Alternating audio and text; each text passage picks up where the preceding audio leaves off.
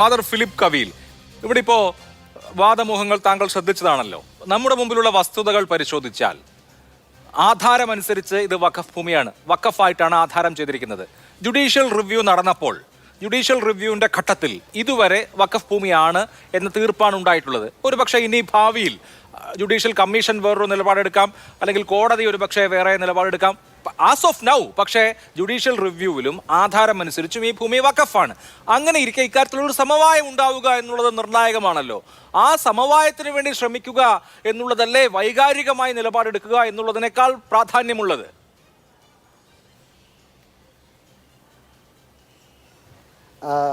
അഭിലാഷ് സാറേ, ഇതിനകത്ത് വൈകാരികമായ നിലപാടല്ല, സമവായത്തിന് പോയിട്ട് പിന്നാലെ പോവുകയല്ല. സത്യം എന്താണെന്ന് തിരിച്ചറിയുകയാണ് വേണ്ടത്.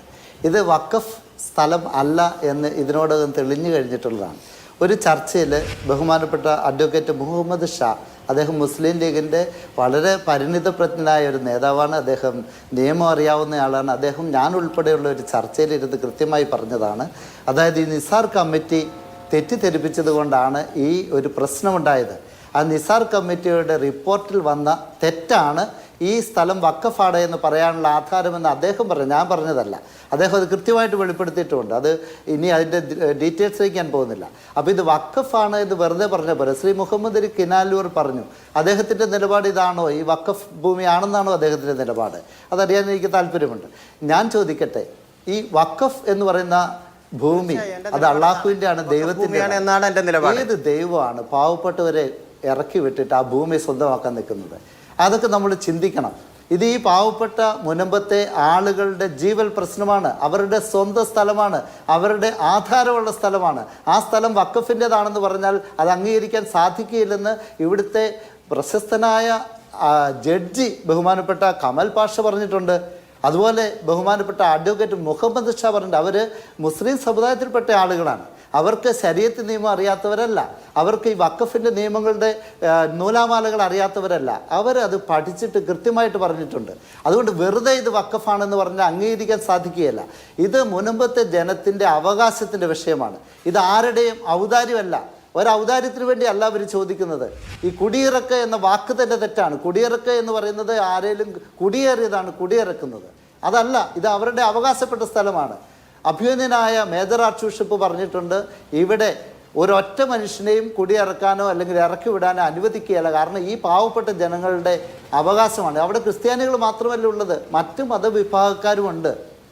ഈ ഒരു മനുഷ്യനെയും അവിടുന്ന് ഇറക്കി വിടാൻ അവരെ സ്നേഹിക്കുന്ന ഒരാൾ സമ്മതിക്കുകയല്ല. നമ്മുടെയൊക്കെ ശരീരത്തിൽ ഒരംശം ജീവൻ ബാക്കിയുണ്ടെങ്കിൽ അവിടുന്ന് ഒരു കുടുംബത്തെയും ഇറക്കി വിടാൻ അനുവദിക്കുകയല്ല. അതിൻ്റെ പ്രഖ്യാപിത നയം തന്നെയാണ്. കാരണം എന്താണെന്ന് ചോദിച്ചാൽ അത് ഈ ജനത്തിൻ്റെ അവിടെ താമസിക്കുന്ന ആളുകളുടെ സ്വത്താണ്, അവർ തീരെഴുതി വാങ്ങിയ സ്വത്താണ്. വഖഫിൻ്റെ സ്വത്ത് ഒരു കാരണവശാലും അങ്ങനെ വിൽക്കാൻ പറ്റിയാലും നമുക്കറിയാം. 1950 രേഖകൾ കൃത്യമായിട്ട് പഠിക്കണം. ബഹുമാനപ്പെട്ട മുസ്ലിം പണ്ഡിതന്മാരത് പഠിച്ച് പറഞ്ഞതിനാണ് ഞാൻ കോട്ട് ചെയ്യുന്നത്.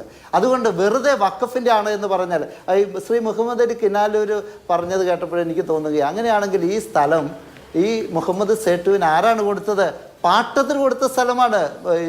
രാജാവ്, തിരുവിതാംകൂർ രാജാവ് പാട്ടത്തിന് കൊടുത്ത സ്ഥലം എങ്ങനെ അദ്ദേഹത്തിൻ്റെ സ്വന്തം സ്ഥലമായി എന്ന് അന്വേഷിക്കുക. അതിനുശേഷം വേണം ഇത് വഖഫിൻ്റെ ആണോ അല്ലേ എന്ന് സംശയിക്കാൻ. ഈ വഖഫിൻ്റെ നിയമങ്ങൾ വന്നത് 1954 1950 കൊടുത്തൊരു ഡീഡ് എങ്ങനെയാണ് വഖഫ് നിയമത്തിന് ബാധകമാകുന്നത്? ഇതൊക്കെ ഒത്തിരിയേറെ കാര്യം ചർച്ച ചെയ്തിട്ടുള്ളതാണ്. അതുകൊണ്ട് ഇവിടെ മുനമ്പത്ത് താമസിക്കുന്ന ആളുകളോട് ആരും ഔദാര്യം കാണിക്കേണ്ട. അവരുടെ അവകാശമാണെന്ന് അംഗീകരിച്ചാൽ മതി. അവരുടെ അവകാശങ്ങൾക്ക് വേണ്ടി ഏതറ്റം വരെയും ഞങ്ങൾ അവരുടെ കൂടെ നിൽക്കും. കത്തോലിക്ക കോൺഗ്രസ് ഇക്കാര്യത്തിൽ പ്രതിജ്ഞാബദ്ധമാണ്. ഇത് സമുദായ സ്പർദ്ധയുടെ വിഷയമല്ല, ഒരു കൂട്ടം ആളുകളുടെ അവകാശത്തിൻ്റെ പ്രശ്നമാണ്. ഈ നാട്ടിലെ സാധാരണ പൗരന്മാരെ ഏത് നിയമത്തിൻ്റെ പേരിലായാലും ഇങ്ങനെ ദ്രോഹിക്കാൻ പാടില്ല എന്നാണ് ഞങ്ങളുടെ പക്ഷം. ശരി, എന്തായാലും ഈ പറഞ്ഞ പാട്ടത്തിന് ശേഷം അതുപോലെ ഒരു കാര്യം ആധാരം ഉണ്ടെന്നാണ് ഞാൻ മനസ്സിലാക്കുന്നത്. മുസ്ലിം ലീഗിൽ എന്തുകൊണ്ട് ഇങ്ങനെ ഭിന്നത വരുന്നുവെന്ന് കൂടെ നമ്മൾ ചിന്തിക്കേണ്ടതാണ്. ബഹുമാനപ്പെട്ട അഭിലാഷ് സാർ ഒരു കാര്യം ശ്രദ്ധിക്കണം, നിങ്ങൾ വാർത്ത കൊടുക്കുമ്പോൾ UDF-ലും മുസ്ലിം ലീഗിലും ഭിന്നത ഉണ്ടായെന്നുള്ള കാര്യം കൂടെ പറയേണ്ടത് ആവശ്യമാണ്. അല്ല, ഭിന്നതയുണ്ട്, രണ്ടഭിപ്രായമുണ്ട്. അതുകൊണ്ടാണല്ലോ നമ്മൾ ഇന്ന് ഈ വിഷയം ചർച്ച ചെയ്യുന്നത്.